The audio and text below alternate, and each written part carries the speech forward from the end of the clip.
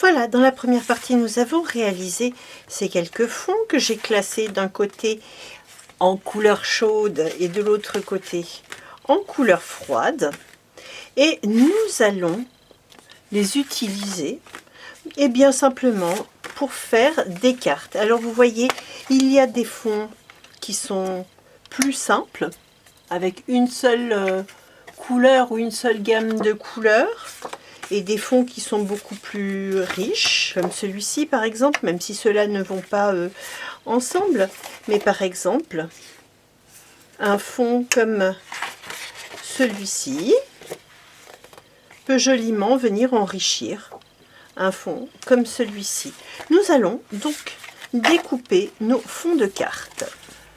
Voilà, j'ai découpé 3 fonds pour le moment. 3 fonds carrés qui sont un peu plus petits que ma carte.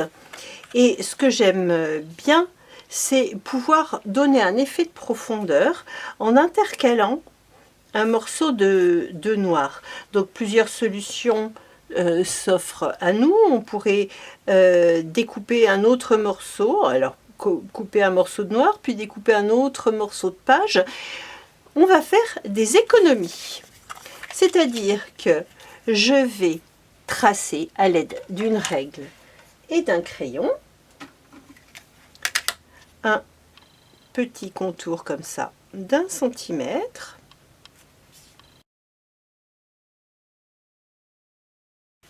Je vais donc évider ces carrés, voilà.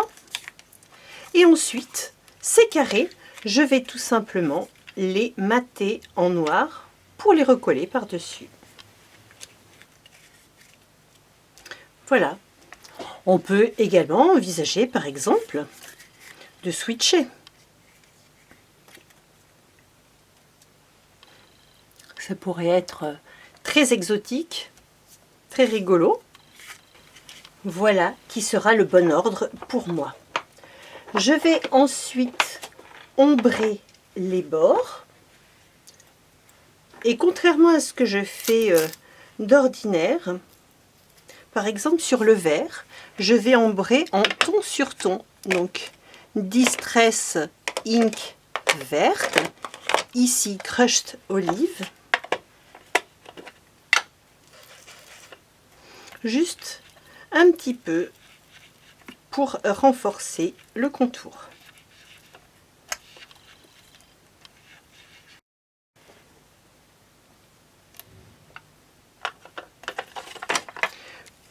Pour le rose, par contre, j'ai envie de rehausser un petit peu. Je vais donc prendre un Mermaid Lagoon.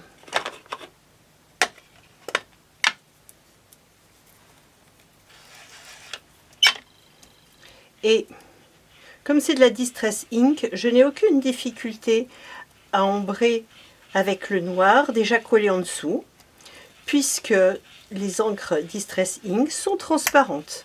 Ça ne fonctionnerait pas avec les Distress Oxide qui laisseraient une laitance bleue crayeuse tout autour.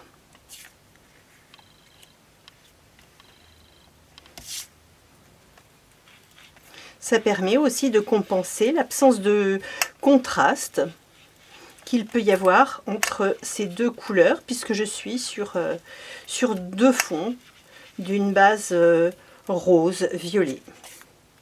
Donc ici, nous retrouvons un contraste comme nous l'avons sur les 2 autres fonds de cartes.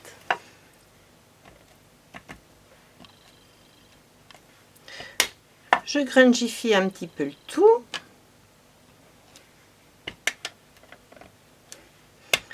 Avec des tampons de la dernière collection Caramel Studio.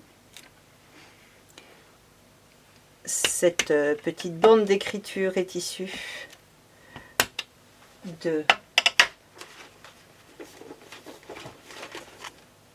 cette planche.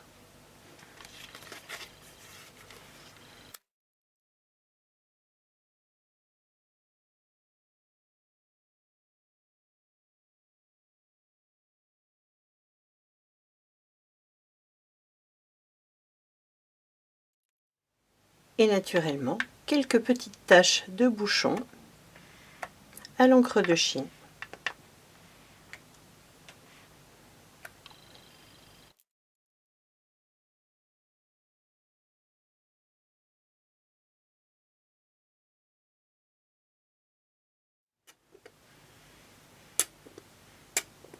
Quelques petites taches d'encre de Chine, parfois elles sont plus grosses que d'autres.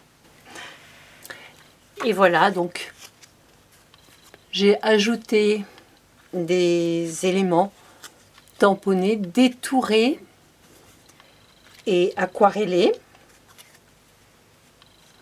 ainsi que des petites citations, soit embossées, soit découpées et collées. L'idée étant de laisser quand même une grande place à notre fond. Et sur le même principe, j'ai réalisé un tag à l'aide de ce fond que j'aimais particulièrement, que je trouvais particulièrement riche. Vous pouvez utiliser les autres pour faire des tags, pour faire des cartes, des ATC ou même des pages d'art journal. Je vous dis à très bientôt pour une nouvelle vidéo.